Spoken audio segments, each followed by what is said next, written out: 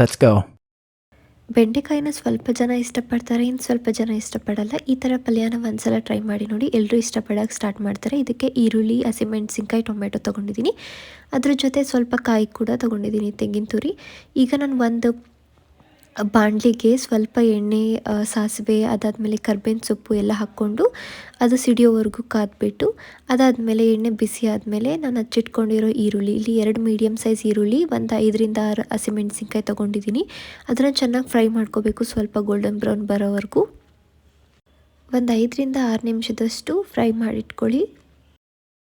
ಈಗ ನಾನು ಅದಕ್ಕೆ ಸ್ವಲ್ಪ ಅರಿಶಿಣ ಹಾಕ್ಕೋತೀನಿ. ಅರಿಶಿಣ ಹಾಕಿದಾದ್ಮೇಲೆ ಮತ್ತೆ ಸ್ವಲ್ಪ ಹೊತ್ತು ಹಿಂಗೆ ಸಾಟ್ ಮಾಡ್ತಾ ಇರಬೇಕು. ಈಗ ನಾನು ಮುಂಚೆನೇ ತೊಳೆದಿಟ್ಕೊಂಡು ಹಚ್ಚಿಟ್ಕೊಂಡಿದ್ದಿದ್ದು ಬೆಂಡೆಕಾಯಿ ಹಾಕ್ಕೋತಾ ಇದ್ದೀನಿ. ಬೆಂಡೆಕಾಯಿ ಹಾಕಿದಾದ್ಮೇಲೆ ಮಿನಿಮಮ್ 10 ಮಿನಿಟ್ಸ್ ಲೋ ಫ್ಲೇಮಲ್ಲಿ ನಾವು ಇದನ್ನು ಫ್ರೈ ಮಾಡಬೇಕು, ಇಲ್ಲಾಂದರೆ ತಳ ಹತ್ತುತ್ತೆ. ಅದಕ್ಕೆ ಯಾವಾಗಲೂ ಸ್ಟಿರ್ ಮಾಡ್ತಾನೆ ಇರಬೇಕು. ನಿಮಗೆ ಈ ಟೈಮಲ್ಲಿ ಡ್ರೈ ಅಂದರೆ ಸ್ವಲ್ಪ ನೀರು ಹಾಕ್ಕೊಂಡು ಕೂಡ ನೀವು ಇದನ್ನು ಫ್ರೈ ಮಾಡ್ಕೋಬೋದು.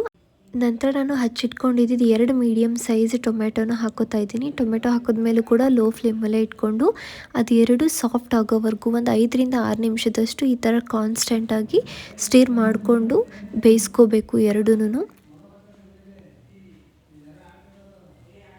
ಸೊ ಈ ಟೈಮಲ್ಲಿ ತಳ ಹತ್ತೋ ಚಾನ್ಸಸ್ ಜಾಸ್ತಿ ಇರುತ್ತೆ. ಸೊ ನೋಡಿಕೊಂಡು ಕಾನ್ಸ್ಟೆಂಟಾಗಿ ಸ್ಟಿರ್ ಮಾಡಿಕೊಂಡು ಬೇಯಿಸ್ಕೊಳ್ಳಿ. ಅದಾದಮೇಲೆ ಸ್ವಲ್ಪ ರುಚಿಗೆ ತಕ್ಕಷ್ಟು ಉಪ್ಪು ಹಾಕ್ಕೊಂಡಿದ್ದೀನಿ. ನಿಮಗೆ ಎಷ್ಟು ಉಪ್ಪು ಬೇಕೋ ಅಷ್ಟು ಹಾಕ್ಕೊಳ್ಳಿ. ಅದು ಹಾಕಿದ್ಮೇಲೂ ಮತ್ತೆ ಈ ಥರ ಮಿಕ್ಸ್ ಮಾಡ್ಕೋತಾನೆ ಇರಬೇಕು, ಇಲ್ಲಾಂದರೆ ನೀವು ನೋಡ್ತಾ ಇರ್ಬೋದು ಯಾವ ಥರ ಅದಾಗಲೇ ಸೀದಿದೆ ಅಂತ.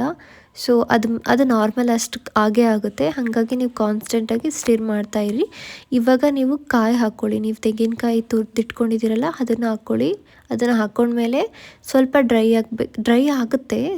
ನೀವು ಕಾನ್ಸ್ಟೆಂಟಾಗಿ ಸ್ಟಿರ್ ಮಾಡಿಕೊಂಡು ಈ ಪಾಯಿಂಟಲ್ಲಿ ಕೂಡ ಸ್ವಲ್ಪ ನೀರನ್ನ ಬೆರೆಸ್ಕೊಂಡು ಮಿಕ್ಸ್ ಮಾಡ್ಕೋಬೋದು. ಈಗ ನಾನು ಸ್ವಲ್ಪ ಕೊತ್ತಂಬರಿ ಸೊಪ್ಪು ಹಾಕ್ಕೋತಾ ಇದ್ದೀನಿ, ಹಚ್ಚಿಟ್ಟಿದ್ದು. ಇದನ್ನು ಹಾಕಿದಾದ್ಮೇಲೆ ಮತ್ತೆ ಸ್ಟಿರ್ ಮಾಡಬೇಕು. ಅಂದರೆ ಇದು ಹೋಲ್ ಪ್ರೋಸೆಸ್ಸಲ್ಲಿ ನೀವು ಯಾವಾಗಲೂ ತಿರುಗಿಸ್ತಾನೆ ಇರಬೇಕು ಮಿಕ್ಸ್ಚರ್ನ, ಆವಾಗ ತಳ ಹತ್ತೋ ಚಾನ್ಸಸ್ ಕಡಿಮೆ ಇರುತ್ತೆ. ಇಲ್ಲಿ ನಾನು ಒಂದು ಅರ್ಧ ಸ್ಪೂನಷ್ಟು ಧನಿಯಾ ಪುಡಿ ಮತ್ತು ಖಾರದ ಪುಡಿ ಹಾಕ್ಕೊಂಡಿದ್ದೀನಿ. ನಿಮಗೆ ಬೇಕಂದರೆ ಸ್ವಲ್ಪ ಗರಂ ಮಸಾಲ ಕೂಡ ಹಾಕ್ಕೋಬೋದು.